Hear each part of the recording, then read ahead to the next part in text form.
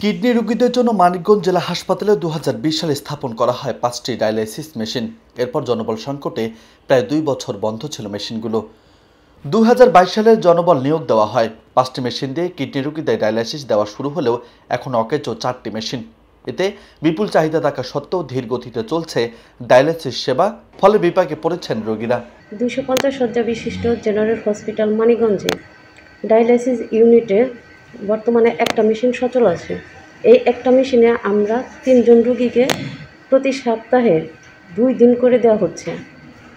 আর বাকি যে 4টা মেশিন আছে সেগুলো অকেজো হয়ে পড়ে আছে 5 থেকে 6 মাস যাবত। এখানে নতুন করে কোনো রোগীকে শিডিউলে নেওয়া হচ্ছে না মেশিনগুলো নষ্ট হওয়ার কারণে। খোঁজ নিয়ে জানা গেছে সপ্তাহে 2 দিন করে ডায়ালাইসিস করাতে হয় প্রত্যেক রোগীকে। সেই হিসেবে সপ্তাহে 3 জন রোগীকে সেবা দিতে পারে মানিকগঞ্জ জেলা হাসপাতাল কর্তৃপক্ষ। এতে সময়ের সাথে দীর্ঘ হচ্ছে সেবা প্রত্যাশীর তালিকা। এখন পর্যন্ত সিরিয়ালে অপেক্ষমান রয়েছে মোট 43 জন। এদিকে সরকারি হাসপাতালে দীর্ঘ সময় অপেক্ষার পরও সিরিয়াল না মেলায় বাধ্য হয়ে প্রাইভেট হাসপাতালে চিকিৎসা নিচ্ছেন রোগীরা।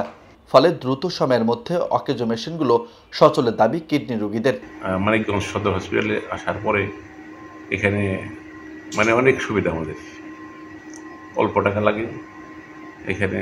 এখন বর্তমানে হলো আমাদের এখানে মেশিন ছিল 5টা, 4টাই নষ্ট হয়ে গেছে, একটা ভালো মাত্র। এখানে যদি নষ্ট হয়ে যায় আমাদের অনেক বিশাল সমস্যা হবে।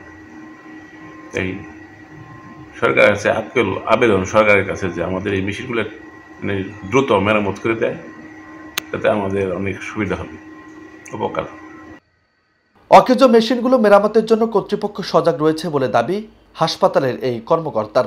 আমরা ঢাকা থেকে ইঞ্জিনিয়ার এবং ডায়ালাইসিস মেশিন এক্সপার্ট এনে প্রতিটা মেশিনকে আলাদা আলাদাভাবে পরীক্ষা করে যেখানে যেটার প্রবলেম স্পেসিফাই করে দিয়ে ঊর্ধ্বতন কর্তৃপক্ষ এবং যেখানে যেখানে আমাদের জানানো সব জায়গায় আমরা চিঠি দিয়েছি এবং তাগিদ আমরা অব্যাহত রেখেছি।